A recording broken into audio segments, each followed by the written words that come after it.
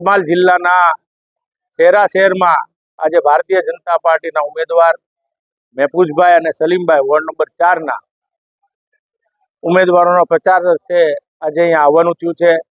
જેમાં બે મહિલાઓ બિનહરીફ થયા, એટલે કે હવે બે જ જણ માટે અમારે લઘુમતી મોરચાના કાર્યકર્તાઓએ પ્રયાસ કરવાનો રહ્યો છે. નગરપાલિકાની કુલ 28 બેઠકોમાંથી લગભગ 17 બેઠકો જેટલી બિનહરીફ થઈ ગઈ છે. એટલે કે ભારતીય જનતા પાર્ટીનું ફરીથી આ શેરાનગર એટલે કે પંચમહાલ જિલ્લાની નગરપાલિકામાં ફરીથી સત્તાના રૂડે બેસશે,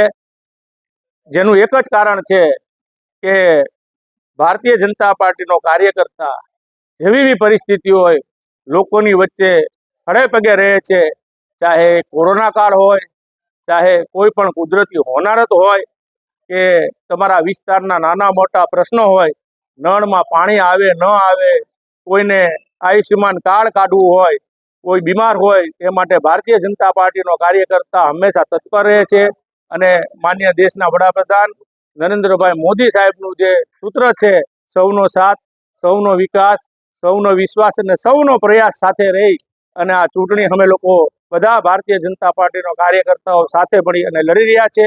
અને દેશમાં ફરીથી ગુજરાતની અંદર જે આપણા મુખ્યમંત્રી ભૂપેન્દ્રભાઈ પટેલ સાહેબની જે સરકાર છે, જે વિવિધ યોજનાઓ છે, જે લઘુમતી સમાજના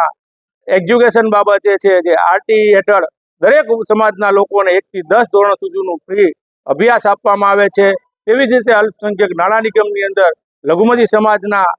બાળકોને જે વિદેશ ભણવા જવું હોય તે માટેને 15 લાખ રૂપિયા સુધીની પણ લોન આપવામાં આવે છે. ઘણી બધી યોજનાઓ છે, આ લોકો સુધી પહોંચાડવાની જરૂર હતી એની વાત અમે અહીંયા કરી છે. પહેલાના શાસનમાં, કોંગ્રેસના શાસનમાં કોઈ વસ્તુની યોજનાઓ સમાજ સુધી પહોંચતી નહીં અને વારે વારે કર્ફ્યુ થતા સમાજના લોકો એક દબાઈ ગયેલા સૂક્ષ્મ અવસ્થામાં હતા. હવે બધા જ સમાજના લોકો જાગૃત થઈ ગયા છે અને ફરીથી એકવાર આ બે ઉમેદવાર જે બાકી છે તેને પણ જંગી બહુમતીથી વિજયી બનાવશે એવો બધાએ મને આજના દિવસે અહીંયા વિશ્વાસ છે. એ રીતે આપ